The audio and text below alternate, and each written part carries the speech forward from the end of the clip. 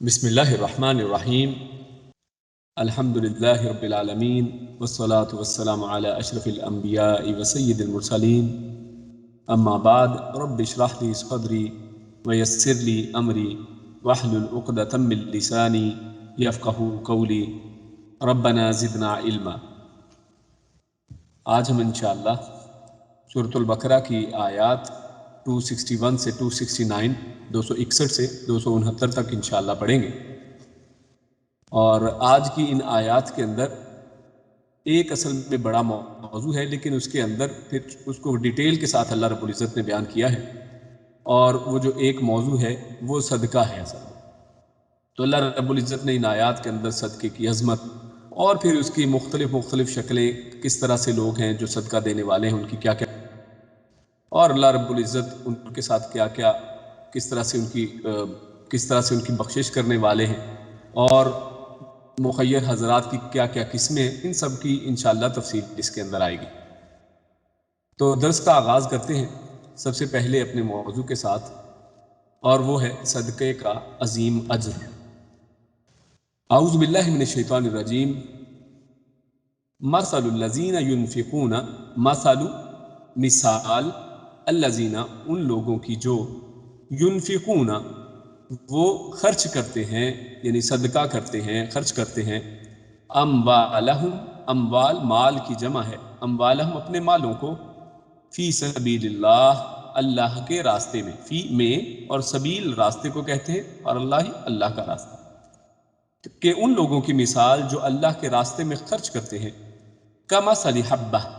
کا یہ شروع کا کاف یہ مثال کے لیے یا کسی چیز کی طرح شو کرنا ہو تو اس کے لیے استعمال ہوتا ہے، کا یعنی اس کی طرح ہے، مثلی مثال، حبتن ایک دانے، یعنی اس کی مثال ایک دانے کی طرح ہے، انبتت، اور نباتات کا لفظ جو ہے اردو میں ہم بولتے ہیں تو اسی سے یہ لفظ ہے انبا، یعنی اگانا ہے، تو انبتت کہ وہ اگائے، سبع سات کو، سنابلہ بالیاں، یعنی اس شخص کی مثال جو اللہ کے راستے میں خرچ کرتا ہے، ایک دانے کی مثال ہے کہ اس نے اللہ کے راستے میں ایک دانہ خرچ کیا اور اس دانے کو اس نے اگا دیا زمین کے اندر، تو اس سے ایک پودا نکلا جس کی 7 بالیاں ہیں، 7 سنابلہ، فی کل سنبلۃ، فی میں، کلی ہر ایک، سنبلہ یعنی وہی سنابل جو پیچھے جمع کی شکل میں آیا ہے، یہاں پر وہ واحد ہے سنبلہ، تو ہر ایک بالی میں 100 حبہ، یعنی اس کی 7 بالیاں ہوئیں اور ہر ایک بالی کے اندر 100 دانے ہیں، واللہ اور اللہ، یضاعف وہ بڑھا دیتا ہے، وہ اضافہ کر دیتا ہے، لمن لی کے لیے، من جو یعنی جس کے لیے بھی، یشاء وہ چاہتا ہے، یعنی ایک تو اللہ رب العزت نے یہاں پر مثال کے طور پر ایک گنتی کے انداز کے اندر، تاکہ انسان کیونکہ گننے کو سمجھ لیتا ہے تو اس انداز میں اللہ رب العزت نے اللہ کے راستے میں خرچ کرنے والوں کا اجر و ثواب بیان کیا ہے، کہ انسان اللہ کے راستے میں ایک دانہ خرچ کرتا ہے، اور وہ دانہ ایک اگائے گئے دانے کی طرح ہے کہ جس کے اندر سے 7 بالیاں نکلتی ہیں، اور ہر بالی کے اوپر 100 دانے اگتے ہیں، تو لہٰذا یہ 7 بالیاں ہر ایک کے اوپر 100 دانے، یعنی ٹوٹل اگر کریں تو 700 دانے بنتے ہیں، یعنی ایک شخص نے ایک دانہ اللہ کی راہ میں خرچ کیا، اللہ رب العزت نے اس کو بڑھا کر 700 تک اس کا اجر کر دیا، واللہ یضاعف لمن یشاء، اور اس سے بھی بڑھ کر یہ کہ اللہ رب العزت جس کے لیے چاہتا ہے اس کو اس سے بھی زیادہ بڑھا دیتا ہے، اور کیوں؟ واللہ واسع علیم، کیونکہ اللہ رب العزت وسعت والا ہے، اللہ کے خزانے جو ہیں ان کے اندر کوئی گنتی اور کوئی مقدار نہیں ہے کہ وہ ختم ہو جانے والے ہیں، واللہ اور اللہ، واسع وہ وسیع ہے، وسعت والا ہے، علیم اور سب کچھ جاننے والا ہے، اور یہ سب کچھ جاننے والا ہے اس کو یہاں پر اس لیے ذکر کیا گیا ہے کیونکہ اللہ رب العزت ہی اعمال کے پیچھے نیتوں کو جانتے ہیں، اور اس نیت کے مطابق اللہ رب العزت کسی ایک نیکی کا اجر جو ہے وہ 10 گنا یا پھر 70 گنا یا اسی طرح 100 گنا یا 700 گنا تک یا اس سے بھی زیادہ جس کے لیے چاہیں اللہ رب العزت بڑھا دیتے ہیں۔ تو یہ اللہ کے علم کے اندر ہے کہ انسان کا اخلاص کتنا تھا، انسان کتنے خلوص کے ساتھ کوئی کام کرتا ہے۔ تو اس آیت کے اندر بڑی ہی سادہ اور بڑی ہی واضح آیت ہے، اللہ رب العزت نے اس کے اندر صدقے کا ایک عظیم اجر، جس کو پہلے گن کر بتایا کہ وہ 700 تک ایک مثال کے ذریعے صرف، وہ بتا دیا، اور اس کے بعد اللہ نے فرمایا کہ اس کو اللہ چاہے تو جتنا مرضی بڑھا کر اللہ رب العزت کر سکتا ہے، اور وہ کیونکہ اللہ رب العزت وسعت والا ہے اور اس کے علم میں ہر چیز ہے کہ انسان کیا کرتا ہے۔ تو یہاں پر جو سبیل اللہ کا لفظ ہے، اللہ کا راستہ، جس کا عام مطلب تو یہ ہے، لیکن سبیل اللہ جو ہے یہ لفظ قرآن کریم کے اندر مختلف معنوں کے اندر آیا ہے، اور ان میں سے ایک معنی تو اسلام کی معنی میں ہے کہ سبیل اللہ کا مطلب اسلام، یعنی جو شخص اسلام کے راستے میں، یہ اسلام کے اندر جتنی بھی نیکیاں اور جتنے بھی بھلائی کے راستے ہیں ان میں سے کسی کے اندر بھی اگر انسان خرچ کرتا ہے تو وہ اصل میں سبیل اللہ کے اندر آتا ہے۔ تو ایک تو بڑا ہی اس کا عام فہم معنی اور جس کے اندر بڑی ہی وسعت ہے کہ اسلام کے کسی بھی راستے کے اندر خرچ کیا جائے تو اس کا اجر اللہ رب العزت اسی طرح سے دیتے ہیں۔ اور دوسرا اس کا معنی جو ہے وہ خاص بھی ہے، جیسا کہ سورۃ التوبہ آیت نمبر 60 میں اللہ نے صدقات خرچ کرنے کی جگہوں میں سے ایک جو ہے وہ سبیل اللہ بھی کہا، یعنی صدقات کو کہاں کہا، یعنی اللہ کے راستے میں اسپیشلی خرچ کرنا صدقے کو،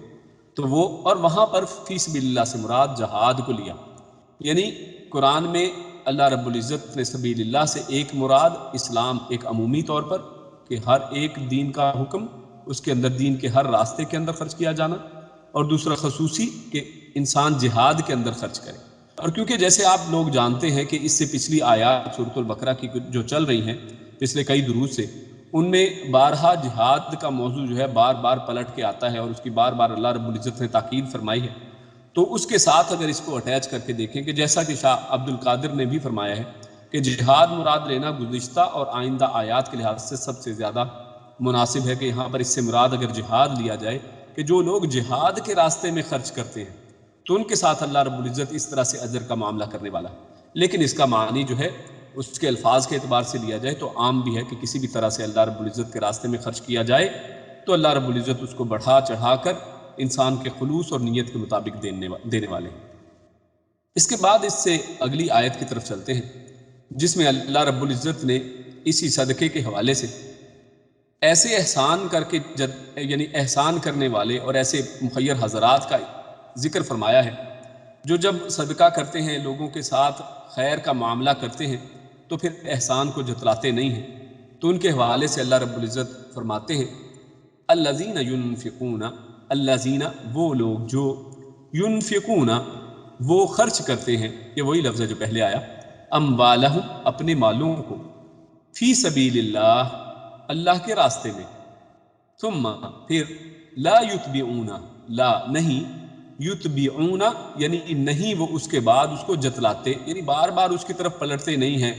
اور دوبارہ سے اس کی طرف اس کو یاد نہیں دلاتے ہیں اور اس کو جتلاتے نہیں ہیں، بس جو اللہ کے راستے میں خرچ کیا، خرچ کر کے اس کو بھول جاتے ہیں۔ ما انفقوا جو وہ سب خرچ کریں گے، منن احسان کے طور پر،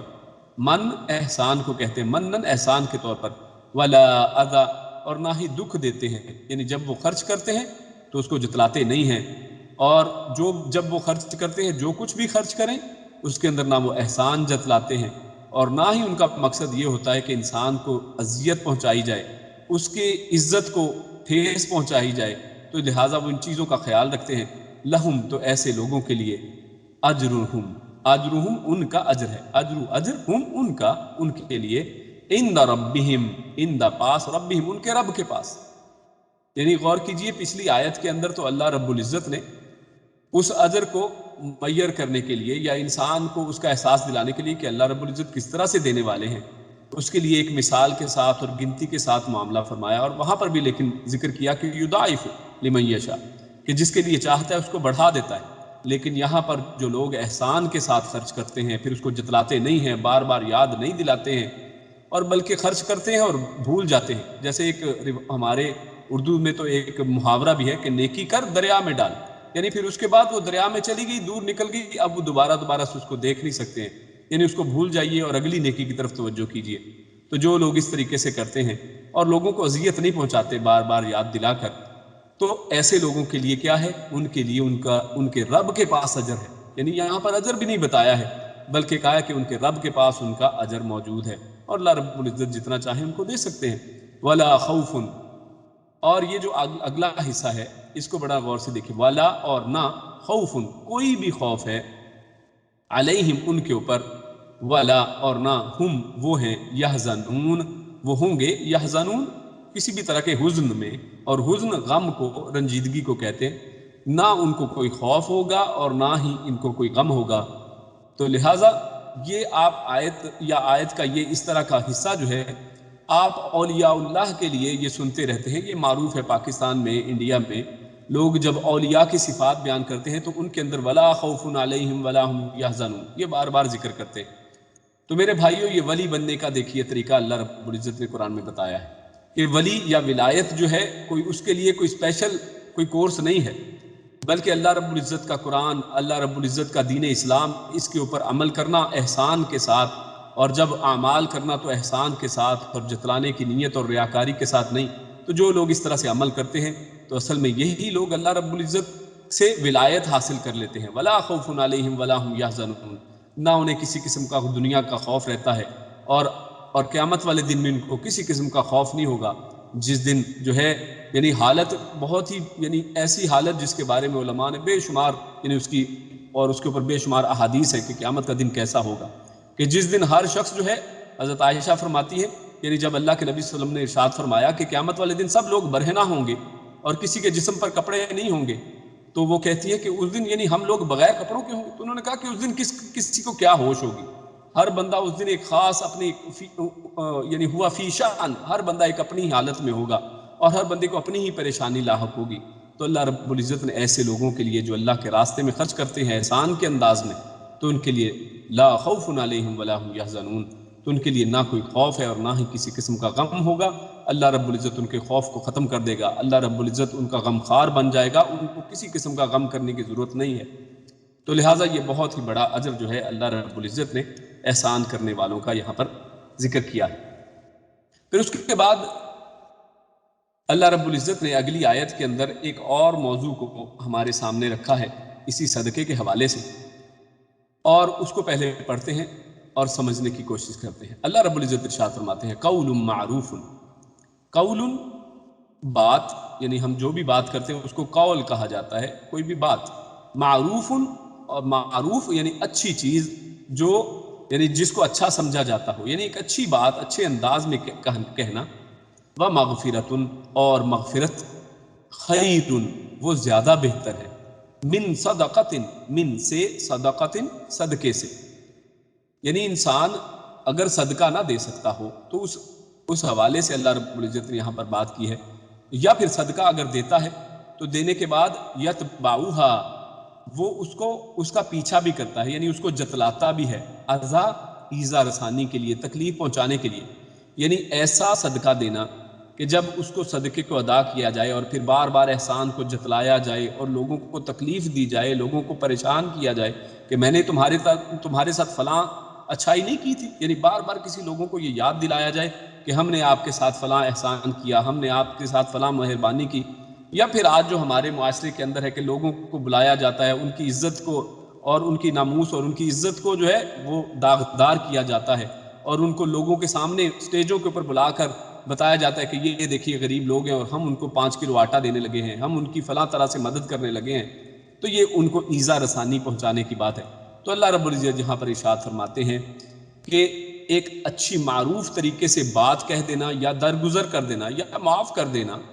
یہ اس ایسے صدقے سے زیادہ اچھا ہے کہ جس کے ذریعے سے اس کا احسان جتلایا جاتا ہے اور ان لوگوں کو جن کو یہ صدقہ دیا جاتا ہے ان کو تکلیف پہنچائی جاتی ہے، ان کو ایذا رسانی ان کی جاتی ہے۔ تو ایسے صدقے سے تو یہ کہہ دینا کہ بھیا معاف کرو، اس کو اچھے طریقے سے اس کو جواب دے دینا، یا پھر اسی طرح اس کے ساتھ اچھی بات کرنا، اس کو جھڑکنا نہیں، اس کو دھکے نہیں دینا اور اس کے ساتھ ایک مناسب انداز سے بات کرنا، یہ اس طرح کے صدقے سے زیادہ بہتر ہے۔ واللہ اور اللہ غنی وہ بے نیاز ہے، حلیم اور بڑا ہی بردبار ہے۔ تو یہاں پر بہت ہی واضح آیت ہے، اور لیکن اس کے اندر پیغام بہت ہی بڑا ہے، اور یہ ہمارے معاشرے کی ایک بہت ہی بڑی بیماری اور بہت ہی بڑی جو ہے یہ ایک ہمارے اندر ایک معاملہ پایا جاتا ہے، ہم لوگوں کے اخلاق کے اندر یہ کمی آج آ چکی ہے کہ ہم لوگ پہلی بات تو یہ کہ صدقے کی طرف آتے نہیں ہیں، اور جب صدقہ دینے کی طرف آ جاتے ہیں تو پھر ہمارے اندر یہ ایک بیماری پیدا ہو جاتی ہے کہ ہم لوگ بار بار احسان جتلاتے ہیں، ہم لوگوں کو تکلیف پہنچاتے ہیں۔ تو اس سے بہتر تو یہ ہے کہ انسان اس سے معذرت کر لے، تو اگر کوئی صدقہ نہیں کر سکتا ہے تو اسے چاہیے کہ اچھے الفاظ سے اس سے معذرت کرے، اور اگر سائل یعنی جو مانگنے والا فقیر یا کوئی غریب آدمی ہے، اگر وہ بار بار آپ سے مانگتا ہے، آپ کے پیچھے پڑ جاتا ہے، اصرار کرتا ہے، تو اس کے اوپر بدتمیزی نہیں کرنی چاہیے، اس سے غصے نہیں ہونا چاہیے، بلکہ اس کے لیے فرمایا وَمَغْفِرَةٌ، تو درگزر کرنا چاہیے، معافی والا معاملہ کرنا چاہیے۔ اور اسی لیے ہمارے ملکوں میں تو لفظ یہ بولا جاتا ہے کہ معاف کرو بھائی، یعنی بجائے اس کو گالی دینے کے، اس کو دھکے لگانے سے، اس کی بجائے یہ کہہ دیا جائے کہ بھائی معاف کرو، یعنی اور اس سے صرف نظر کیا جائے۔ اور یہ کیوں کرنا ہے، اس کے پیچھے اللہ رب العزت نے حکمت بھی بتائی ہے، اور وہ یہ حکمت یہ ہے کہ وہ اس شخص کو یہ سوچ لینا چاہیے کہ واللہ غنی حلیم، کہ اللہ بھی تو بردبار ہے، یعنی اللہ رب العزت بھی تو ہمارے معاملات کے اندر اسی طرح سے بردباری کا ثبوت دیتے ہیں، اور ہمیں بھی تو اسی طرح مغفرت کرتے ہیں۔ ہم بھی اللہ رب العزت کے سامنے اس کے ساتھ ارادہ اور اقرار کرتے ہیں کہ ہم لا الہ الا اللہ محمد رسول اللہ کی بات کرتے ہیں، لیکن لا الہ الا اللہ کے تقاضوں کو پورا کر نہیں پاتے ہیں، اور اسی طرح محمد رسول اللہ صلی اللہ علیہ وسلم کے تقاضوں کو پورا نہیں کر سکتے ہیں۔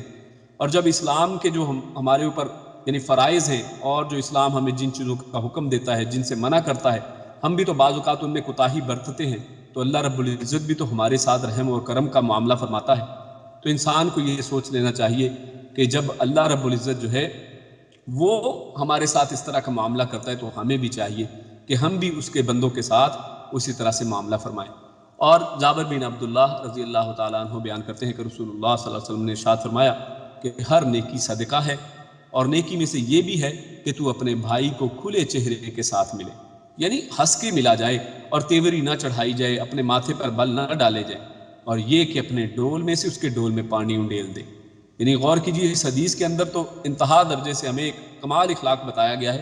کہ ایسا نہیں ہے کہ آپ کوئی بہت زیادہ پیسہ خرچ کریں گے تو صدقہ ہوگا، یا آپ بہت بڑی کوئی رقم اپنی جیب سے نکالیں گے تو صدقہ ہوگا، بلکہ صدقہ جو ہے وہ تو انسان اپنے بھائی کے ساتھ کھلے چہرے کے ساتھ مسکراتے ہوئے ملنا بھی ہے، اور اپنے ڈول میں آپ کے پاس کچھ پانی ہے جو فری میں ہے، جس کے اندر کچھ بھی نہیں لگتا ہے، لیکن پھر بھی آپ دوسرے بھائی کو اس ڈول میں سے پانی دے دیں تو یہ بھی آپ کے لیے صدقہ بن جائے گا۔ یعنی ایک دوسرے کی مدد کرنا اور ایک دوسرے کے کام آنا، ہمارے دین نے اس کی ہمیں بہت ہی زیادہ تلقین کی ہے۔ آگے چلتے ہیں تو آگے اسی صدقے کے حوالے سے ایک اور موضوع کو اللہ رب العزت نے یہاں پر چھیڑا ہے، اور اللہ رب العزت اس حوالے سے کہ جو لوگ جب صدقہ کرتے ہیں تو اس میں کتنی ریاکاری اور کتنی منافقت کا ثبوت دیتے ہیں، تو اس سے اللہ رب العزت نے ہمیں اگلی آیت میں اس سے تنبیہ کی ہے۔ اللہ رب العزت ارشاد فرماتے ہیں یا ایھا الذین آمنوا، یا ایھا اے الذین وہ لوگ جو، یعنی اے لوگو، آمنو سب ایمان لاؤ، جو ایمان لائے ہو، یعنی اے لوگو جو ایمان لے کر آئے ہو، لا تبتلو، لا نہ، تبتلو تم باطل کرو، تا یعنی تم کے لیے، اور با تا لام جو ہے بطل یعنی باطل، ضائع کرنا، خراب کر لینا، یعنی تم اپنے جو ہے باطل نہ کرو، ضائع نہ کرو، صدقاتکم اپنے صدقات کو، صدقاتی صدقات، اور کم تمہارے، یعنی تم اپنے صدقات کو جو تم خرچ کر چکے ہو اللہ کے راستے میں، ان کو ضائع مت کرو۔ کس طرح سے؟ بالمنی، احسان جتلانے کے سبب، بھی ساتھ المنی، احسان جتلاتے ہوئے، یعنی آپ نے صدقہ کر دیا اور آپ نے اپنی جیب سے پیسہ نکال دیا یا کسی کی مدد کر دی کسی بھی انداز میں، تو اب اس کو احسان جتلا کر، اس کو بار بار اس کو یاد کروا کے، والاذا اور دکھ پہنچا کے آپ اپنے صدقات کو ضائع نہ کریں۔ یعنی آپ نے اپنی جیب سے پیسہ تو نکال ہی دیا ہے، تو اب آپ کو چاہیے کہ اس کے اندر اپنے دل کے اندر خلوص کو پیدا کریں، بجائے اس کے ایک احسان جتلا کر اس کو ضائع کر بیٹھے۔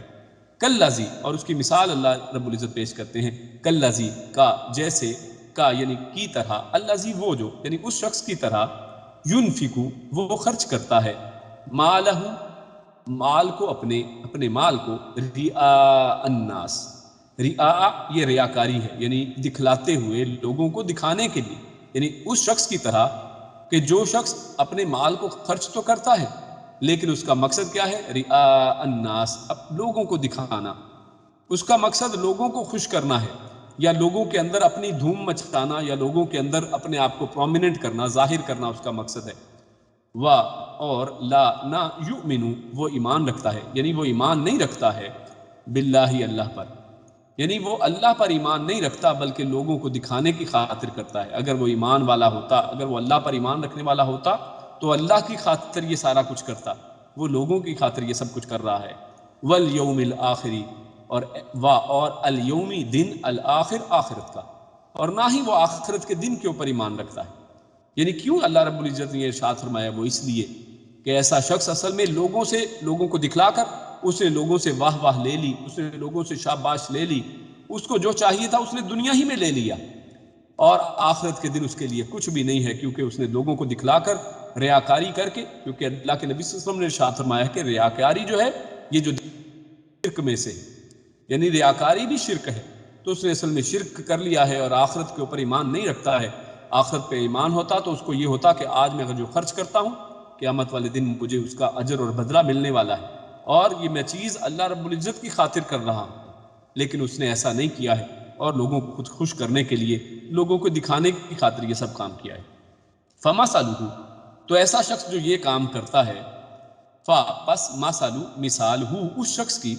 کا مثلی جیسے مثال صفوان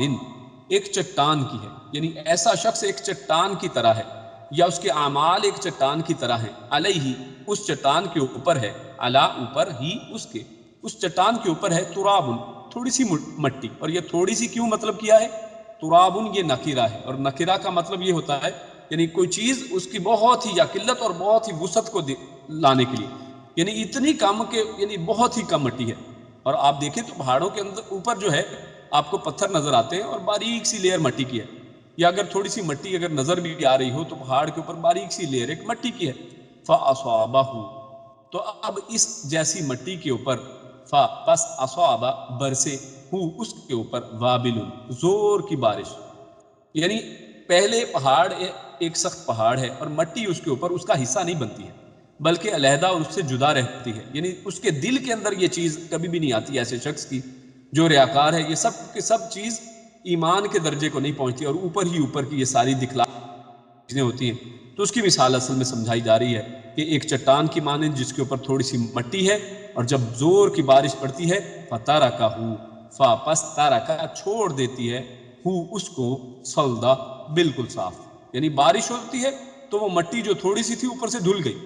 یعنی اگر کوئی انسان ایسی مٹی کے اندر کوئی دانہ یا بیج، یعنی اپنی کوئی تھوڑی نیکی کر کے اس کے اندر بیج بھی ڈالے، جس کی پہلے آیات کے اندر وضاحت آئی کہ جیسے صدقہ کرنا تو ایک بیج ڈالنے کی طرح ہے کہ جس کے اندر سے 7 بالیاں نکلتی ہیں، تو اگر اس مٹی کے اندر کسی نے کوئی بیج یا صدقہ دکھاوے کی خاطر کیا بھی تھا، تو جیسے ہی وابل کوئی زور کی بارش آتی ہے فَتَرَكَهُ صَلْدًا، تو یہ ساری مٹی دھل جاتی ہے اور پتھر ویسے کا ویسا وہاں پر پڑا رہ جاتا ہے، یعنی اس کا خرچ کرنے کا کوئی فائدہ نہیں ہوا اور سب بیکار گیا۔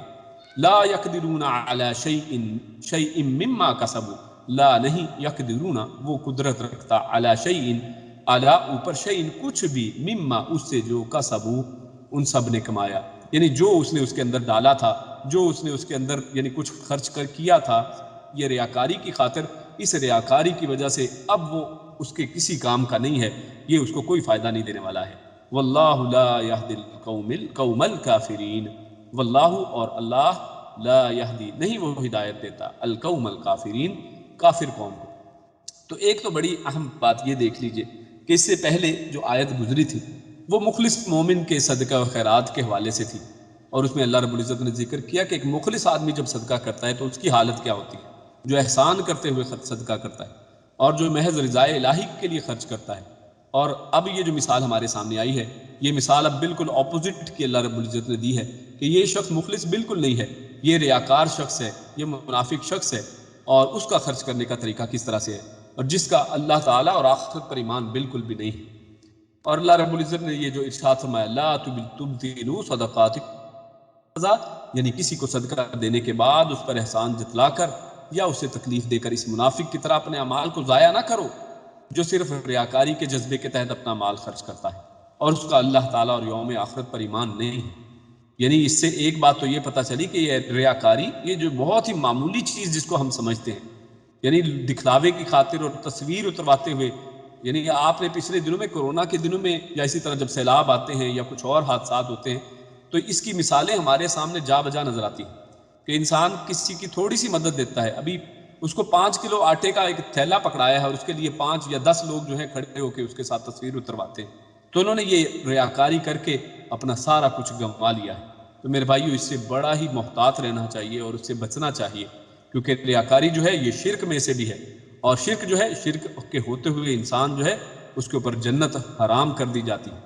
تو اس لیے اگر انسان جنت میں جانا چاہتا ہے، اگر اللہ پر ایمان رکھتا ہے، اگر یوم آخرت پر اور اجر و ثواب پر اس کا ایمان ہے، تو اسے چاہیے کہ ریاکاری سے بچے اور اس طرح کی چیزوں سے بالکل پرہیز کرے۔ اور آخر میں یہ جو مثال کمثل صفوان دے دی، تو اس سے اللہ رب العزت نے اس کو مزید وضاحت کر دی ہے۔ اور اگر پہلی مثال کے ساتھ اس کو دیکھا جائے، وہی بیج والی، تو اس کے حوالے سے اس کو اور بھی سمجھا جا سکتا ہے کہ یہ بھی شخص اصل میں بیج ایک بوتا ہے، لیکن ایک چٹان کے اوپر جس پر تھوڑی سی مٹی جمی ہوئی ہو، اور دیکھنے والوں سے قابل کاش زمین خیال کرتا ہے، لیکن جو ہی بارش ہو اس کی تمام مٹی دھل جائے اور وہ صاف چٹان کی چٹان رہ جائے۔ اسی طرح ریاکاروں کے عمل ان کے صحیفہ اعمال سے مٹا دیے جائیں گے، اور وہ ان سے نہ کوئی فائدہ اٹھا سکیں گے اور نہ انہیں ان کا کوئی اجر ملنے والا ہے۔ تو اللہ رب العزت ہمیں ایسی ریاکاری سے محفوظ فرمائے۔ اس کے بعد جو اگلا موضوع ہے وہ اللہ کی رضا کے لیے صدقہ کرنے والوں کی مثال اللہ رب العزت نے بیان فرمائی ہے کہ جو لوگ اللہ رب العزت کی خوشنودی، اللہ رب العزت کی خوشی اور رضا چاہتے ہیں اور وہ خرچ کرتے ہیں، تو ان کی مثال اللہ رب العزت نے بیان فرمائی۔ اللہ رب العزت ارشاد فرماتے ہیں وَمَثَلُ الَّذِينَ يُنْفِقُونَ أَمْوَالَهُمْ اور مثال الَّذِينَ ان لوگوں کی جو يُنْفِقُونَ وہ خرچ کرتے ہیں أَمْوَالَهُمْ اپنے مالوں کو ابتغاء مرضات اللہ، ابتغاء چاہتے ہوئے، چاہنے کے لیے، مرضات اللہ، مرضات مرضی یا رضا، خوشی، اللہ کی رضا کو حاصل کرنے کے لیے خرچ کرتے ہیں۔ یعنی ان کا مقصد ہرگز دکھاوا نہیں ہوتا ہے، اور ان کا ایک ہی مقصد ہے کہ اللہ رب العزت ہم سے راضی ہو جائے، اللہ رب العزت ہم سے خوش ہو جائے۔ وَتَثْبِيتًا مِّنْ أَنفُسِهِمْ اور جب وہ خرچ کر دیتے ہیں یا جب وہ خرچ کرنے لگتے ہیں تو وہ دل جمعی کے ساتھ، تثبیت یعنی ثبت کر دینا، اس کو مضبوطی کے ساتھ اپنے دل کو جما کر، من انفسہم اپنے نفسوں کی، یعنی اس لیے اس کے ساتھ خرچ کرتے ہیں کہ جب ان کا دل اس کے اوپر بالکل مطمئن ہوتا ہے اور تثبیت ہوتی ہے، یعنی جمع ہوا ہوتا ہے، ان کو اس کے اندر کوئی بھی ڈاؤٹ نہیں ہوتا ہے، اور وہ خرچ جب کرتے ہیں تو ان کے دل کے اندر یہ نہیں ہوتا ہے کہ وہ ہو میرے تو مال میں کمی ہو گئی، وہ مجھے اتنا نہیں دینا چاہیے تھا، بلکہ چلو 100 کم کر لیتا تو پھر بھی چل جانا تھا، بلکہ وہ بالکل اللہ کی رضا کے لیے خرچ کرتے ہیں، اور اس میں ان کو نہ کوئی پریشانی ہے، نہ کوئی تردد، یعنی کوئی پشیمانی نہیں، یعنی ان کا دل بالکل مطمئن ہے اس کے اوپر کہ بہت ہی اچھا ہوا کہ ہم نے خرچ کیا اللہ کے راستے کے اندر، اور اللہ رب العزت نے ہمیں توفیق بخشی کہ ہم اللہ کے دیے ہوئے میں سے کچھ خرچ کریں، اور خالص ان کی رضا، اللہ رب العزت کی رضا ان کا مقصود ہے۔ تو کمثل جنت، تو ان کی مثال کا طرح، مثال جنت، ایک باغ کی طرح، یعنی اس کی مثال پہلے شخص کی مثال کس طرح تھی؟ ایک پتھر کی طرح تھی، یعنی پتھر پہ کوئی اثر نہیں ہوتا ہے، پتھر کے اندر کوئی پودا نہیں اگ سکتا ہے، لیکن اس کی مثال ایک باغ کی طرح ہے۔ کمثل جنت، ایک ایسے باغ کی طرح، بربوۃ، بی ساتھ ربوہ، ربوہ کہتے ہیں بلند اونٹی ہوئی جگہ کو، یعنی جو اٹھی ہوئی بلند جگہ ہے، یعنی اونچے، اور آپ اگر دیکھیے اونچے جو مقامات ہیں انڈیا اور پاکستان میں، دنیا کے دیگر علاقوں میں، یعنی پہاڑی علاقے یا اس طرح کے جو مقامات ہیں، آپ دیکھیے تو کتنے گرین اور کتنے بہترین، اور اگنے کے لیے یا یعنی نباتات کے لیے، اگانے کے لیے کتنے بہترین وہ جگہ ہوتی ہیں کہ جہاں پر کچھ بھی ڈال دیں تو وہ اگ جاتا ہے، یعنی حتیٰ کہ دیواروں کے اندر سے پودے نکل رہے ہوتے ہیں۔ تو کمثل جنت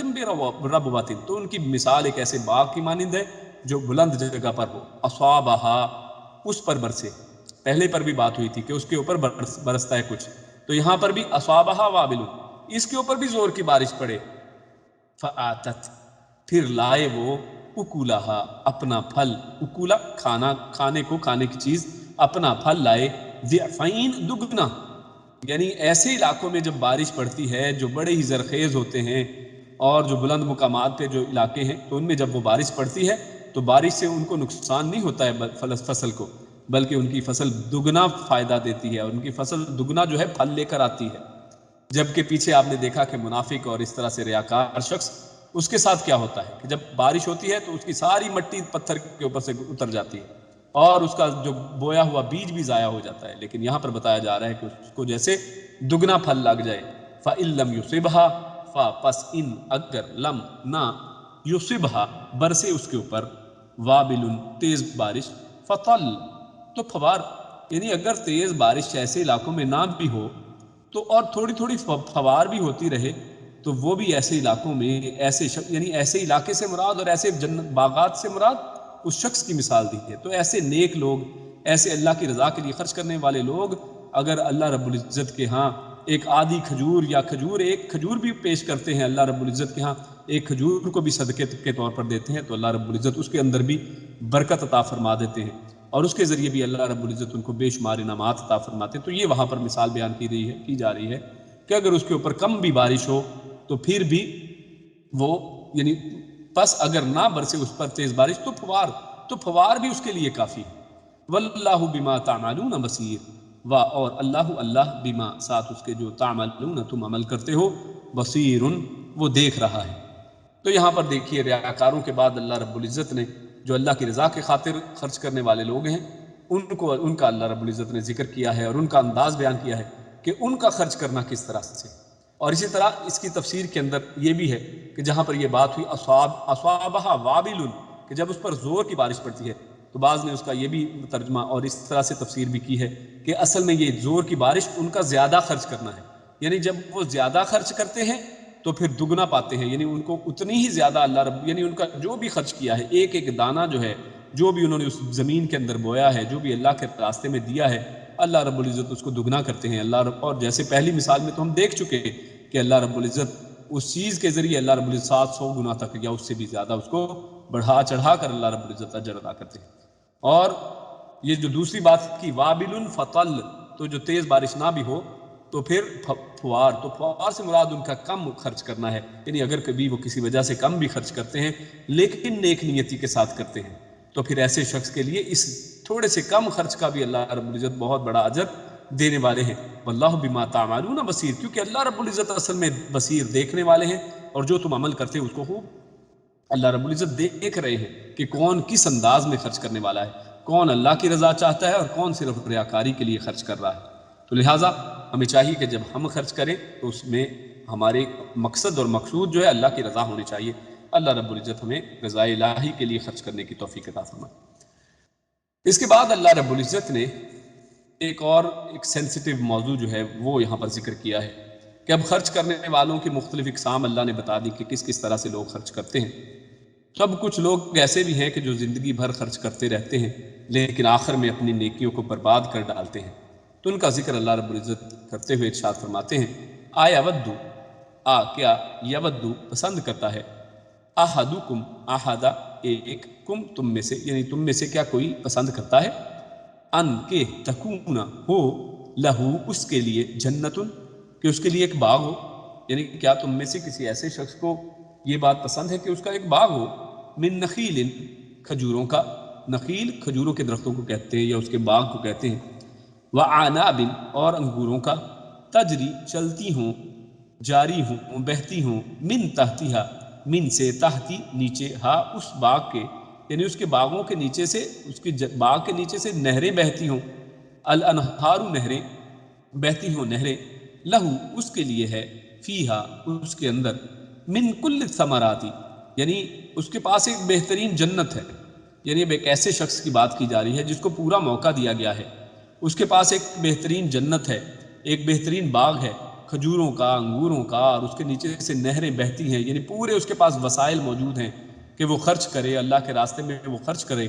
لہو فیہا من کل الثمرات، اور ان باغوں کے اندر ہر قسم کے پھل اور میوے ہیں، یعنی ہر طرح سے یہ باغ اس کو فائدہ دے رہے ہیں، وَأَصْحَابَهُ، لیکن پھر یہ کیا ہوتا ہے، وَأَصَابَهُ اور اصابہ یعنی پہنچے ہو اس کو، الکبر بڑھاپا، اور اسی حالت میں محنت کرتا کرتا، خرچ کرتا کرتا، اپنے باغ کو بڑھاتا چڑھاتا وہ بوڑھا ہو جائے، وَلَهُ اور لہو اس کی ہو، ذُرِّيَّةٌ اولاد، ضعفاء بڑی چھوٹی چھوٹی عمر والی، یعنی کم سن اولاد جو اس کا کوئی فائدہ نہیں کر سکتی ہے، اور یہ خود بوڑھا ہو گیا ہے، یعنی اب اس کے بڑھاپے کے اندر اس باغ کا خیال رکھنے والی یا اب اس کا کوئی سہارا بننے والی کوئی اولاد بھی اس طرح کی توانا اور تندرست اور یا کہہ لیں کہ بڑی جوان اولاد نہیں ہے، فَأَصَابَهَا پس اصابہا پھر پہنچے اس کو، یعنی اس کے باغ کو، اعصار ایک بگولا، فیہی اس میں ہو، نار آگ، فاحترقت پس وہ جل جائے، یعنی اس کے اوپر ایک ایسی آندھی جو آگ والی ہو وہ آئے اور پھر اس آگ کے ساتھ وہ پورے کا پورا باغ جل جائے، تو پھر ایسے شخص کی حالت کیا ہوگی۔ اللہ رب العزت نے اس کی مثال بیان کی ہے کہ ایک شخص نے ساری زندگی باغ لگایا، اس باغ کے اندر محنت کی، اس میں کھجوریں ہیں، انگور ہیں، اس کے نیچے نہریں بہتی ہیں، پوری زندگی اس کے اندر اس نے پھل اگائے اور پھل حاصل کیے، اور اب وہ جب بڑھاپے کو پہنچا ہے، جب آخری عمر کو، اور جب اس کے پھل کے کھانے کا وقت آیا، تو اب بڑھاپے کی حالت میں وہ خود بھی اس قابل نہیں ہے کہ اس سے کوئی فائدہ اٹھا سکے اور اس کے اوپر محنت کر سکے، اور اس کے بچے بھی کمزور ہیں، اور اس سے بھی بڑی بات یہ ہو گئی کہ اب اس کا باغ جو ہے ایک آگ نے آ کے اس کو ختم کر دیا۔ تو ایسی حالت میں یہ شخص کیا کر سکتا ہے؟ نہ اس کے پاس اب مہلت ہے کہ اس باغ کو بچا سکے، اور نہ دوبارہ سے اس باغ کو دوبارہ سے تیار کرنے کا اس کے پاس وقت ہے، کیونکہ یہ بڑھاپے کا پہنچ چکا ہے۔ کذالک یبین اللہ، کذالک اسی طرح، یبین اللہ، اللہ بیان کرتا ہے، لکم تمہارے لیے، الآیات، اپنی نشانیاں، اپنی آیات، لعلکم، تاکہ تم تتفکرون، تاکہ تم تفکر کرو، تاکہ تم غور و فکر کرو، تاکہ تم اپنے دماغ کے ساتھ ان مثالوں کے ذریعے کوئی میسیج اخذ کر سکو، ان سے مورل لے سکو۔ تو اس آیت میں اللہ رب العزت نے یہ جو منافق اور ریاکار جو ساری زندگی خرچ کرتا رہا، جو یہ سمجھتا ہے کہ اس کا بہت بڑا باغ ہے اور یہ بہت زیادہ اس نے ساری زندگی خرچ کیا ہے، اور اپنی نیکیوں کے اوپر وہ ساری زندگی ریاکاری کرتا رہا، تو ایسے شخص کا جب بڑھاپا آتا ہے، یعنی جب وہ اللہ رب العزت کے ہاں قیامت والے دن حاضر ہوگا، تو پھر ایسے شخص کے پاس نہ کوئی موقع ہے اب کہ اب وہ دوبارہ سے اپنی ریاکاری کے ساتھ برباد کی ہوئی اس جنت کو، اس باغ کو دوبارہ سے حاصل کر سکے یا دوبارہ اسے اگا سکے، کیونکہ قیامت کے بعد اور اللہ رب العزت کے سامنے جب حاضر ہو جائے گا تو اس کے بعد اس کے پاس واپس آنے کا کوئی موقع نہیں ہے، دوبارہ محنت کرنے کا کوئی وقت اب نہیں رہا ہے، تو لہٰذا اس کے سارے اعمال ضائع ہو جائیں گے، اور وہاں پر تو اس وجہ سے اللہ رب العزت نے ہمارے سامنے ایک بہت بڑی مثال رکھی تاکہ ہم اس سے سبق سیکھیں۔ صحیح بخاری میں ابن عباس رضی اللہ تعالیٰ عنہ سے اس کی ایک دوسری تفسیر ہے، وہ یہ کہ جس کی تائید حضرت عمر رضی اللہ تعالیٰ عنہ نے بھی کی ہے، کہ اس کا حاصل یہ ہے کہ یہ مثال اس شخص کی ہے جو عمر بھر نیک عمل کرتا رہتا ہے، لیکن آخر عمر میں اس کی سیرت بدل جاتی ہے۔ یعنی ایک تو یہ تھا کہ وہ ریاکاری کے لحاظ سے اس کا معنی ہم نے آپ کے سامنے پیش کیا ہے، مفسرین نے یہ وہ بھی لکھا ہے، اور ایک حدیث میں یہ ہمارے سامنے یہ بھی معنی آیا ہے کہ آخر عمر میں اس کی سیرت بدل جاتی ہے، یعنی ساری زندگی اچھے طریقے سے وہ خرچ کرتا رہا اور نیک نیتی کے ساتھ خرچ کرتا رہا، لیکن آخر میں بدکاری میں پڑ گیا، برے کاموں کے اندر پڑ گیا، جس کے ساتھ اس نے اپنے تمام اعمال کو ضائع کر لیا ہے۔ تو حدیث یہ کہتی ہے لیکن آخر عمر میں اس کی سیرت بدل جاتی ہے اور نیک عمل کی بجائے برے عمل کرنے لگتا ہے، اس طرح وہ اپنی پہلی نیکیاں بھی برباد کر لیتا ہے، اور قیامت کے دن جو بہت تنگی کا وقت ہوگا وہ نیکی اس کے کچھ کام نہ آئے گی، اور اس نازک وقت میں اس کا عمل اس سے خیانت کرے گا۔ رسول اللہ صلی اللہ علیہ وسلم نے ارشاد فرمایا کہ بندہ لوگوں کی نگاہ میں جنتیوں کے سے عمل کرتا ہے حالانکہ وہ دوزخی ہوتا ہے، اور بعض دفعہ بندہ لوگوں کی نگاہ میں دوزخیوں کے عمل کے سے عمل کرتا ہے حالانکہ وہ جنتی ہوتا ہے، اور اعمال کا دار و مدار تو آخری وقت کے اعمال پر ہے۔ تو لہٰذا یہ دیکھیے آخری جو لفظ ہے یہ ہمارے لیے بہت اہم ہے کہ اعمال کا دار و مدار آخری عمل کے اوپر ہے، اور بلکہ ایک میں کل عقیدے کی کتاب پڑھ رہا تھا، اس کے اندر لا الہ الا اللہ کے حوالے سے مؤلف نے لکھا تھا کہ لا الہ الا اللہ اگر اسلام پورے کا جائزہ لے تو اسلام اور ایمان کی بنیاد جو ہے، جو پہلی چیز ہمارے سامنے آتی ہے جس کے ساتھ انسان اسلام کے اندر آتا ہے،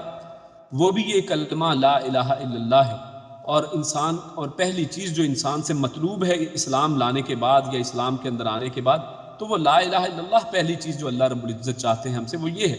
اور آخری لفظ جو ہے وہ بھی یہی ہے، یہی مطلوب ہے کہ آخری دم پہ جب انسان کی جان نکل رہی ہو تو اس وقت بھی انسان کا عقیدہ، انسان کا عمل، انسان کی زبان وہ اسی چیز کی گواہی دے رہی ہو کہ لا الہ الا اللہ۔ یعنی آخری وقت کے اعمال جو ہیں وہ بڑی اہمیت کے حامل ہیں، یعنی ایسا نہیں کہ انسان پوری زندگی نیکی کرتا رہا اور آخری عمر میں لاپرواہ ہو جائے اور بے پرواہ ہو جائے اور پھر آخر میں برائیاں شروع کر دے اور اپنا سب کچھ کیا کرا وہ برباد کر لے، تو ہمیں اس سے بچنا چاہیے۔ آگے چلتے ہیں، ایک اور آگے اللہ رب العزت نے جو خرچ کیا جاتا ہے صدقے کے اندر، جو مال ہم دیتے ہیں اس کے حوالے سے اب بات کی ہے کہ کون سا مال جو ہے وہ مطلوب ہے اور کون سا مال جو ہے وہ رد کر دیا جائے گا، مسترد ہے۔ تو اللہ رب العزت ارشاد فرماتے ہیں یا ایھا الذین آمنوا، یا ایھا اے الذین وہ لوگ جو آمنوا ایمان لائے ہو، انفقوا تم خرچ کرو، من طیبات پاکیزہ میں سے، ما کسبتم ما جو کسبتم تم نے کمایا، جو کسب تم نے کیا، ومما اور مما اس میں سے جو اخرجنا ہم نے نکالا، لکم تمہارے لیے من الارض زمین سے، ولا تیمموا وا اور لا نہ تیمموا تم قصد کرو، تم ارادہ کرو، الخبیثہ کسی ردی چیز کا، خبیث یعنی بالکل بری اور خراب چیز کا، منہ اس سے، تنفقون تم سب خرچ کرتے ہو، ولستم اور نہیں ہو تم بآخذیہ، یعنی پہلی بات یہ اللہ رب العزت نے یہاں پر کہی کہ اے لوگوں جو ایمان لے کر آئے ہو، جب تم خرچ کرتے ہو تو پھر طیبات اچھی پاکیزہ چیزوں میں سے خرچ کیا کرو، اور جو اللہ رب العزت نے تمہارے لیے زمین میں سے نکالا ہے، یہ بات اس لیے ساتھ کی رب العزت نے زمین سے جو تمہارے لیے نکالا ہے وہ کتنا پاکیزہ ہوتا ہے، تو جس طرح اللہ رب العزت تمہارے لیے پاکیزہ رزق کو نکالتا ہے تو تم بھی اس میں سے پاکیزہ چیز کو خرچ کرو، وَلَا تَيَمَّمُوا الْخَبِيثَ مِنْهُ تُنْفِقُونَ وَلَسْتُمْ بِآخِذِيهِ، اور تم خبیث اور بری چیز کو اس کے لیے خرچ نہ کرو، اور آگے ایک نئی بات کی جا رہی ہے وَلَسْتُمْ بِآخِذِيهِ، اور یہ ہمیں شرم دلانے کے لیے بات اللہ رب العزت نے کی، وَلَسْتُمْ اور نہیں ہو تم بِآخِذِيهِ اس کو لینے والے، یعنی اگر جو تم اللہ کے راستے میں ردی چیز اور بیکار چیز دیتے ہو، اگر وہی چیز تمہیں دے دی جائے تو کیا تم لوگے اس کو؟ تو اللہ رب العزت یہ احساس دلاتے ہیں وَلَسْتُمْ اور نہیں ہو تم بِآخِذِيهِ اس کے لینے والے، الا مگر ان تغمدو ان کے تم تغمدو تم اس کے اوپر چشم پوشی کر لو، آنکھیں بند کر لو، فیہی اس بارے میں، یعنی اگر بس کسی کا مان رکھنے کے لیے تم اس کو لے بھی لو تو اس کو استعمال نہیں کرو گے، یعنی تم بعد میں اس کے اوپر باتیں ہی کرو گے کہ یہ دیکھو مجھے کیا ردی چیز دے گیا ہے، یعنی اس کو بس اس وقت حیا یا شرم کی وجہ سے اس کے منہ پہ نہیں بھی کہو گے، لے بھی لوگے اگر،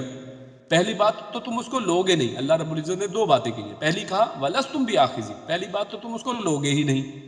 لیکن اگر تم لو الا ان تغمدوا فی، لیکن اگر تم لے بھی لو تو صرف ایک صورت میں لوگے کہ اگر تم اسے آنکھیں بند کر لو کہ اچھا چلو جو بھی اس نے دیا لے لیتا ہوں، تو یہ صرف اس کو حیا کی خاطر تم ایسا کرتے ہو، تو پھر اللہ رب العزت کے ساتھ جب خرچ کرتے ہوئے تم ایسا کیوں کرتے ہو؟ یعنی جب تم خود اس چیز کو پسند نہیں کرتے کہ ردی چیز تم لو، تو پھر تمہیں بھی چاہیے کہ اللہ رب العزت کے سامنے جب انفاق کرو جس کے ساتھ احسان کا معاملہ ہونا چاہیے، اور من طیبات اور نیک پاکیزہ چیزوں میں سے اس کو ہونا چاہیے، وَاعْلَمُوا اور جان لو ان اللہ کہ بے شک اللہ غنی وہ بے نیاز ہے، بے پرواہ ہے، حمید اور بہت ہی تعریف کیا گیا ہے، تعریف والا ہے۔ تو یہ آیت جو ہے جیسے آج کی دیگر آیات کی طرح بڑی ہی واضح ہمارے سامنے، اس کے اندر بھی بڑا ہی واضح پیغام ہمارے سامنے آیا ہے، اور جس میں اللہ رب العزت نے نیک پاک اور پاکیزہ چیز اللہ رب العزت کے اور حلال چیز کو قبول کرنے کا حکم دیا ہے۔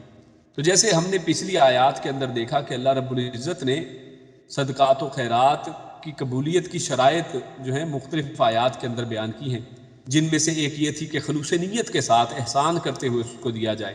لوگوں کو جتلایا نہ جائے، اور ایمان کے ساتھ اور اللہ اور آخرت پر ایمان لاتے ہوئے یہ کام کیا جائے، اور یہ بھی کہ ریاکاری نہ کی جائے اور احسان نہ جتلایا جائے، منافقت کے ساتھ نہ دیا جائے،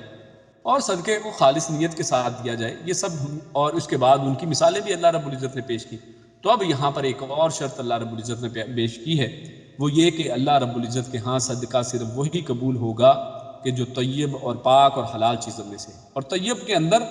حلال بھی آتا ہے اور طیب یعنی اچھی اور پاکیزہ چیزیں بھی آتی ہیں، یعنی نہ صرف اچھی اور پاکیزہ دیکھنے میں لگنے میں بلکہ حلال چیزیں بھی،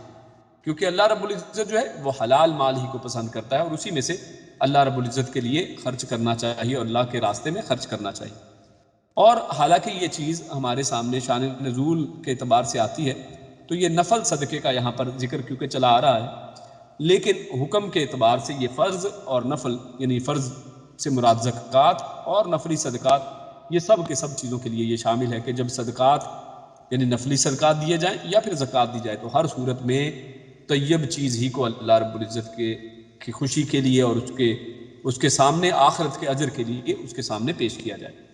براء بن عازب رضی اللہ تعالیٰ عنہ فرماتے ہیں کہ یہ آیت ہم انصار کے بارے میں اتری، ہم کھجوروں والے تھے، یعنی مدینہ میں آپ کو معلوم ہے کھجوریں تھیں، تو کھجوروں والے تھے، تو ہر آدمی اپنے درختوں میں سے زیادہ یا کم درختوں کے مطابق لے کر آتا تھا، کوئی آدمی ایک خوشہ اور کوئی دو خوشے لا کر مسجد میں لٹکا دیتا تھا، یعنی مسجد میں ایک جگہ بنی تھی وہاں پہ یہ سب لوگ لٹکا دیتے۔ اہل صفہ یعنی جو مسجد ہی کے اندر تعلیم حاصل کرتے تھے، اہل صفہ کے پاس کھانے کو جب کچھ نہ ہوتا تھا تو ان میں سے جب کسی کو بھوک لگتی تو وہ خوشے کے پاس آ کر اپنی عصا یعنی لاٹھی سے، اپنی سٹک کے ساتھ اسے ضرب لگاتا تو اس میں سے نیم پختہ اور پختہ، یعنی کچھ اچھی کھجوریں بھی اس میں ہوتی تھی اور کچھ بری بھی کھجوریں، یعنی جو ابھی پکی نہیں ہیں، یہ ہر طرح کی کھجوریں گر پڑتی اور وہ کھا لیتے تھے۔ تو جو کچھ لوگ جنہیں نیکی میں رغبت نہیں تھی، یعنی بعض لوگ تو اچھی والی کھجوریں وہاں پر لٹکا کے جاتے تھے، کھجوروں کے خوشے، لیکن بعض جن کو نیکی کی اتنی رغبت نہیں تھی اور وہ کسی بھی طرح کی ردی چیزیں بھی لٹکا دیتے تھے، تو وہ نکمے اور ردی خوشے لے آتے اور ایسے خوشے بھی جو ٹوٹے ہوئے ہوتے اور انہیں لٹکا دیتے، تو اللہ تعالیٰ نے یہ آیت نازل فرمائی۔ یعنی اللہ رب العزت نے ایسے لوگوں کو تنبیہ کرنے کے لیے آیت نازل کی کہ تم اللہ کے راستے میں اچھی چیز صدقہ کرو۔ اور آگے جو لفظ آیا ہے وَلَسْتُمْ بِآخِذِهِ إِلَّا أَن تُغْمِضُوا فِيهِ، مطلب یہ کہ اگر تم میں سے کسی کو اس جیسا تحفہ دیا جائے تو جو اس نے دیا ہے تو اسے کسی صورت نہ لے گا مگر چشم پوشی اور حیا کی وجہ سے۔ تو برا رضی اللہ تعالیٰ عنہ فرماتے ہیں کہ اس کے بعد ہم میں سے ہر ایک اپنی سب سے عمدہ چیز لے کر آتا، یعنی جب یہ ہمارے سامنے یہ آیت اور آیت کا یہ حصہ آ گیا کہ تم خود تو اس کو پسند نہیں کرو گے، اگر تمہیں یہ دیا جائے تو پھر اس کے بعد ہم میں سے سب لوگ جو ہیں بہترین چیز لا کر دیا کرتے۔ تو یہ صحابہ کرام کا ایمان ہے کہ ان کے سامنے جب ہدایت کی بات، جب قرآن کریم کی آیات پیش کی گئی، فوراً انہوں نے اس کے اوپر عمل کر لیا۔ تو ہمیں بھی چاہیے کہ ہم بھی اسی دین کو اور اسی دین کو فالو کرنے والے ہیں، تو ہمیں بھی چاہیے کہ انہی کے نقش قدم پر چلتے ہوئے ہم بھی ان آیات کو فوراً اپنی زندگیوں کے اندر لے آئیں، اور جب بھی صدقات اور خیرات کریں تو اچھی چیز کو صدقہ خیرات کریں۔ انفقوا من طیبات، تو رسول اللہ صلی اللہ علیہ وسلم نے ارشاد فرمایا بے شک اللہ تعالیٰ پاک ہے، وہ قبول نہیں کرتا مگر پاک کو۔ یہ صحیح مسلم کی حدیث میں ہے کہ اللہ رب العزت پاک ہے اور پاک کے علاوہ کچھ بھی قبول نہیں کرتا ہے، لہٰذا اگر کوئی شخص ردی چیز اللہ کے راستے میں دے گا تو وہ رد کر دی جائے گی، وہ مسترد کر دی جائے گی، اللہ رب العزت اس کو قبول نہیں کرے گی۔ یعنی ایسی بات نہیں ہے کہ جو مرضی دے دو اور اللہ رب العزت آپ کو اجر و ثواب نوازیں گے، ایسی بات نہیں ہے۔ ہاں نیت کے ساتھ تو ہر چیز ہے کہ آپ تھوڑا دے دیں، لیکن ردی اور خراب چیز نہیں ہونی چاہیے، اور ایسی چیز ہی دے کہ جس کو لینے میں آپ خوشی سے لے سکتے ہیں۔ اور آخر میں جو اللہ رب العزت نے ارشاد فرمایا ان اللہ غنی حمید، تو اس میں غنی حمید کا کہنے کا جو اللہ رب العزت نے یہاں پر مقصد، یعنی ہر جو آیت کا آخری حصہ ہے یہ بڑا ہی اہم ہوا کرتا ہے، تو اس سے مراد اصل میں یہ ہے کہ اللہ رب العزت کو اصل میں یہ ساری چیزیں جو صدقات اللہ کو نہیں چاہیے۔ اور جیسے اللہ رب العزت نے قرآن کریم میں ایک اور جگہ بھی ارشاد فرمایا جہاں پر قربانیوں کا ذکر ہے کہ اللہ رب العزت کو یہ جو قربانیاں دی جاتی ہیں ان کا خون یا گوشت اللہ کو نہیں جاتا، بلکہ اللہ رب العزت کو تو تقویٰ چاہیے، اللہ رب العزت کو تو تقویٰ پسند آتا ہے۔ اللہ رب العزت تو اس کو ایکسیپٹ کرتے ہیں کہ انسان نے کتنے تقویٰ کے ساتھ، کتنے اللہ سے ڈرتے ہوئے خوف کے ساتھ اور پرہیزگاری کرتے ہوئے یہ کام کیا ہے۔ تو یہاں پر بھی یہی بات ہے کہ اللہ رب العزت کو تو ان تمام صدقات کی ضرورت نہیں ہے۔ یہ جتنے بھی صدقات اور جتنی بھی صدقات کی قسمیں ہم کن کو دیتے ہیں؟ کیا اللہ رب العزت کو ہم دیتے ہیں؟ یہ بھائی کی مدد کرتے ہیں، کبھی کسی بہن کی مدد کرتے ہیں، کبھی کسی غریب کی مدد کرتے ہیں، لیکن اللہ رب العزت کی خاطر جب یہ کرتے ہیں تو اللہ رب العزت اس کے بدلے میں ہمیں اجر و ثواب سے نوازتا ہے۔ لیکن اللہ رب العزت ان چیزوں سے بے پرواہ ہے، اللہ رب العزت کو ان میں سے کسی چیز کی ضرورت نہیں ہے۔ تو یہ صرف ہمیں اللہ رب العزت نے اس وجہ سے آخر میں یہ چیز واضح فرما دی کہ اللہ رب العزت ان چیزوں سے بے نیاز ہے اور اللہ رب العزت بہت ہی تعریف کیا گیا ہے۔ تو اس کے بعد آخری جو آج کا موضوع ہے وہ یہ کہ شیطان کا وسوسہ اور رحمان کی بخشش، کہ شیطان جو ہے وہ انسان کے دلوں میں بے شمار طرح کی وسوسے ڈالتا ہے کہ تم خرچ کرو گے تو کیا ہو جائے گا، اور اس کے سامنے اس کے مقابلے میں، یعنی بلکہ مقابلہ تو نہیں کہنا چاہیے، بلکہ اللہ رب العزت دوسری طرف جو ہے وہ انسان کو اس صدقے کے بدلے میں، اس چیریٹی کے بدلے میں اور اللہ کے راستے میں خرچ کرنے کے بدلے میں اللہ رب العزت جو ہے وہ بخشش کے وعدے اور فضل کے وعدے کرتا ہے۔ تو اس حوالے سے یہ آیت ہمارے سامنے آتی ہے جس میں اللہ رب العزت ارشاد فرماتے ہیں الشیطان یعدکم، الشیطان شیطان یعدکم وہ تمہیں ڈراتا ہے الفقر مفلسی سے، فقر سے، غریبی سے، یعنی وہ تمہیں کہتا ہے کہ تم خرچ کرو گے تو غریب ہو جاؤ گے، وَيَأْمُرُكُمْ اور وہ تمہیں حکم دیتا ہے بالفحشاء بے حیائی کا،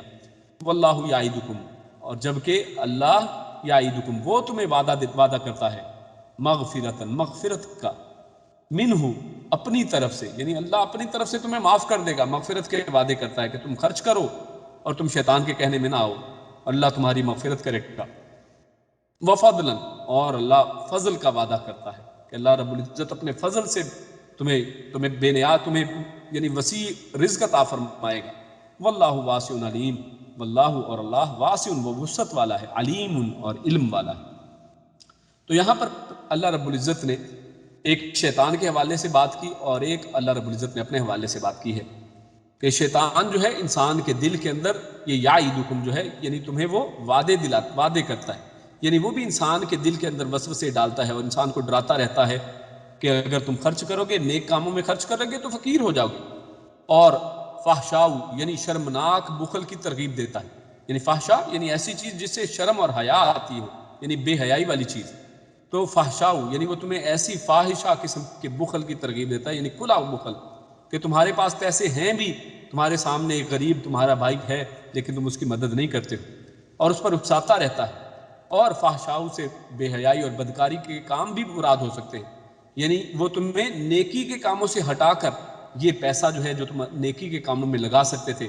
وہ تمہیں کہتے ہیں اس برائی کے کاموں میں لگاؤ، وہ زنا کے لیے لگاؤ یا وہ چیٹنگ اور اس طرح سی ڈیٹس کے اوپر لگاؤ، اور اسی طرح یعنی شیطان اس طرح کے بے شمار جو فحاشی کے کام ہیں، جیسے آج کے زمانے کے اندر یعنی انسان جو ہے وہ 5-5 10-10 ہزار کی ٹکٹیں دے کر لوگ جو ہے وہ ڈرامے اور بے شمار بے حیائی کے پروگرام اور ڈانس دیکھنے جاتے ہیں، یعنی انسان کو شیطان جو ہے وہ اس طرف لے کر جاتا ہے کہ تمہارا یہ پیسہ اگر تم اللہ کے راستے میں خرچ کرو گے تو پھر تو تم غریب ہو جاؤ گے، لیکن اگر بے حیائی کے کاموں میں اس کی طرف وہ تمہیں حکم دیتا ہے، واللہ یعیدکم مغفرۃ، لیکن اللہ رب العزت اس کے دوسری طرف اللہ رب العزت کا وعدہ یہ ہے کہ صدقہ و خیرات تمہارے گناہوں کا کفارہ بھی ہوگا اور اس پر تمہیں کئی گنا زیادہ اجر بھی ملے گا اور مال میں برکت بھی ہوگی۔ رسول اللہ صلی اللہ علیہ وسلم نے ارشاد فرمایا، ہر روز جب بندے صبح کرتے ہیں تو 2 فرشتے نازل ہوتے ہیں، ان میں سے ایک دعا کرتا ہے کہ اے اللہ خرچ کرنے والے کو اس کی جگہ اور دے، اور دوسرا بد دعا کرتا ہے کہ اے اللہ ہاتھ روکنے والے کے مال کو تلف کر دے، اور صحیح بخاری میں اس حدیث کو روایت کیا گیا، یعنی جو شخص ہاتھ روکتا ہے، خرچ نہیں کرتا ہے، اللہ رب العزت اس کے مال کو ختم کر دے، یعنی اصل میں خرچ کرنا آپ کے مال کے اضافے اور برکت کا سبب ہے، اور اگر آپ خرچ کرنے سے ہاتھ روک لیں گے تو اللہ رب العزت تمہارے جو موجود مال کو بھی ختم کر دے گا، تو اس سے ہمیں ڈرنا چاہیے۔ اور آپ صلی اللہ علیہ وسلم نے ارشاد فرمایا، ما نقصت صدقۃ من مال، کہ صدقہ مال کو کچھ بھی کم نہیں کرتا ہے، یعنی صدقہ دینے سے مال کم نہیں ہوتا، یہ جو شیطان ہمیں وسوسے ڈالتا رہتا ہے اور ہمیں بہکاتا ہے کہ صدقہ کرو گے مال کم ہو جائے گا، تو ایسی ہرگز بات نہیں ہے، بلکہ صدقہ مال کی پاکیزگی کا سبب ہے اور مال کے اندر برکت کا سبب ہے،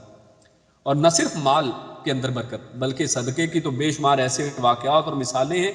کہ اگر بیان کی جائیں تو کئی یعنی آپ دن ایسی مثالیں بھی بیان کر سکتے ہیں، اور جن میں لوگوں نے صدقہ کیا یعنی ایک بڑی بیماری کے اندر وہ تھے،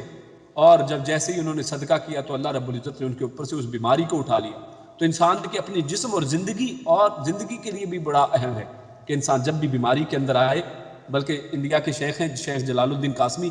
انہوں نے اپنے ایک لیکچر کے اندر جو میڈیکل سائنس کے اوپر لیکچر دیا، اس کے اندر انہوں نے ایک بات کی، انہوں نے کہا کہ جو دین اسلام کے اندر جب کسی انسان بیماری کے اندر آتا ہے تو اس کے اندر ترتیب سے اس کو کس طرح سے کن علاج کی طرف جانا چاہیے، تو اللہ کے اوپر ایمان اور توکل کے بعد جو پہلی چیز انہوں نے ذکر کی ہے وہ انہوں نے یہ کی ہے کہ انسان صدقہ کرے، یعنی یہ انسان کی بیماری سے نجات اور انسان کی شفا کے لیے سب سے بہترین چیز جو ہے وہ صدقہ کرنا ہے، کہ فوری طور پر آپ کا دماغ صدقے کی طرف جانا چاہیے، بجائے اس کے سب سے پہلے دماغ ڈاکٹر کی طرف جائے کہ اچھا ڈاکٹر کے پاس، ہاں ڈاکٹر کے پاس جائیے اور اسے علاج کروائیے، لیکن اس کے ساتھ ساتھ اللہ رب العزت نے جن چیزوں کا حکم دیا ہے ان چیزوں کے اوپر بھی عمل کیجیے، اور صدقہ کرنے سے بیماریاں انشاءاللہ دور ہوتی۔ ہاں آخری بات ہمارے سامنے جو آتی ہے وہ یہ کہ دانائی کی نعمت اللہ رب العزت نے اس کو خیر کثیر کہا ہے، کہ عقل مندی، دانائی، وزڈم جو ہے وہ حکمت جو ہے اس کے بارے میں اللہ رب العزت ارشاد فرماتے ہیں، یؤتی الحکمۃ من یشاء، یؤتی وہ دیتا ہے، الحکمت حکمت یعنی دانائی اور وزڈم، من یشاء جسے وہ چاہتا ہے، ومن یؤت الحکمۃ و اور من جو یؤتا دیا جائے الحکمت حکمت، فقد اوتی خیرن کثیرا، فقد پس قد یقیناً اوتیا وہ دیا گیا، خیرن یعنی خیر، بڑی اچھی ہی چیز، کثیرن بہت بڑی، یعنی وہ خیر کثیر دیا گیا ہے جس کو انسان اللہ رب العزت نے حکمت عطا کر دی۔ وما یذکر الا اولو الالباب، اور ما نہیں، یذکر نصیحت قبول کرتے، الا مگر، اولو الالباب اولو والے، الباب لب والے، عقل والے۔ تو یہاں پر ایک تو بڑی اہم بات وہ سمجھ لیجئے، وہ یہ کہ آپ پچھلی تمام آیات کے ساتھ اگر اس آیت کو جوڑیں تو اللہ رب العزت نے کتنی ہی وضاحت کے ساتھ اور مثالوں کے ساتھ اللہ رب العزت نے صدقہ خیرات کرنے کا حکم دیا ہے، اور اس کی مختلف صورتیں ہمارے سامنے بیان کر دی ہیں کہ اگر اس طریقے سے احسان کے ساتھ صدقہ کرو گے تو کیا ہوگا، اگر ریاکاری کے ساتھ صدقہ کرو گے تو کیا ہوگا، صدقہ کس طریقے سے کرنا ہے، کس چیز کا صدقہ قبول ہوگا، اور ہر چیز کو وضاحت کے ساتھ اور مثالوں کے ساتھ اللہ رب العزت نے بیان کیا ہے۔ اور آخر میں بات کر دی یؤتی الحکمۃ من یشاء، کہ جو حکمت اور وزڈم ہے، یعنی ان تمام آیات کو اصل میں ایک سمجھدار آدمی ہی ان سے نصیحت پکڑ سکتا ہے، جس کے بارے میں آخر میں کہا وما یذکر الا اولو الالباب، کہ عقل مند لوگ جو ہیں وہ نصیحت قبول کرتے ہیں۔ یعنی کئی جاہل اور بیوقوف لوگ، ان کے سامنے یہ آیتیں کتنی دفعہ قرآن مجید کو ختم کرتے ہیں، ہم لوگ رمضان کے اندر ہم 5 10 دفعہ قرآن کریم کو ختم کر لیتے ہیں، کئی لوگ ایک رات میں قرآن کو ختم کرتے ہیں، اور ان آیات کے اوپر سے 30 دفعہ ایک رمضان کے اندر سے گزرتے ہیں، لیکن اس کے اندر سے نصیحت کس کو ملے گی؟ جو عقل والا ہے، جو اس کے اوپر غور و فکر کرے گا، جس کو اللہ رب العزت نے حکمت کی توفیق دی ہے کہ انسان اس کے اوپر غور و فکر کرے، اس کو سمجھنے کی کوشش کرے۔ تو اس لیے اللہ رب العزت نے حکمت کو بہت بڑی چیز قرار دیا، خیرن کثیرہ کہہ کے، کہ یہ بہت بڑی خیر ہے اگر کسی کو حکمت عطا کر دی جائے، اگر کسی کو وزڈم عطا کر دی جائے، اگر کسی کو اللہ رب العزت جو ہے وہ یعنی وزڈم عطا فرما دے۔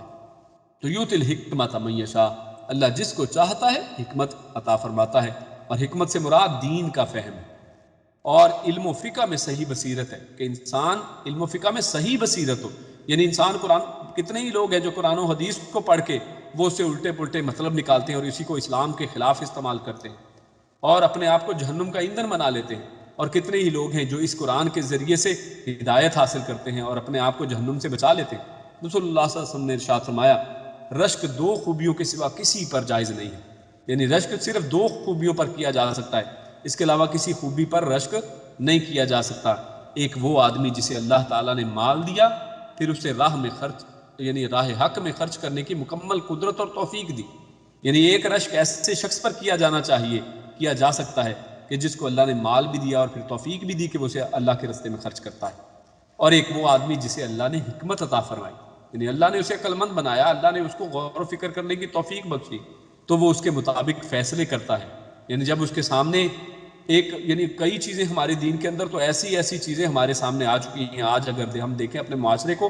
تو قرآن و حدیث اس کے سامنے واضح ہے، لیکن اس کے ساتھ بدعات کا بھی بازار گرم ہے، اس کے سامنے دونوں اختلافی موضوعات موجود ہیں۔ ایک طرف لوگ اندھیرے کی طرف بلا رہے ہیں جو طاغوت ہے، اور اللہ رب العزت اندھیروں سے روشنی کی طرف نکالنے کی دعوت دیتا ہے، تو یہ دونوں راستے اس کے سامنے ہیں۔ تو وہ شخص جو ہے جب اس کے سامنے یہ دونوں راستے آئیں تو اس کے مطابق فیصلہ کرتا ہے، اپنی عقل کے ذریعے، اپنی حکمت کے ساتھ، جو اللہ نے اس کو عقل دی ہے اس کو استعمال کرتا ہے، قرآن و حدیث کا مفہوم سمجھتا ہے اور دوسروں کو اس کی تعلیم بھی دیتا ہے۔ تو اللہ رب العزت نے ایسے 2 شخصوں پر اللہ رب العزت نے رشک کرنا جو ہے جائز قرار دیا ہے، ان کے علاوہ کسی کے اوپر رشک کرنا جائز نہیں۔ اور اولو الالباب جو لفظ ہے، الباب یہ لبن کی جمع ہے، اور لب کا مطلب ہوتا ہے یعنی بہترین اچھی عقل، یعنی صرف ہر عقل کو نہیں کہتے، یعنی عقل تو استعمال شیطان نے بھی کی تھی، اور شیطان نے کہا کہ جناب اللہ رب العزت کے سامنے وہ ڈٹ گیا اور اس نے کہا کہ اللہ تو نے مجھے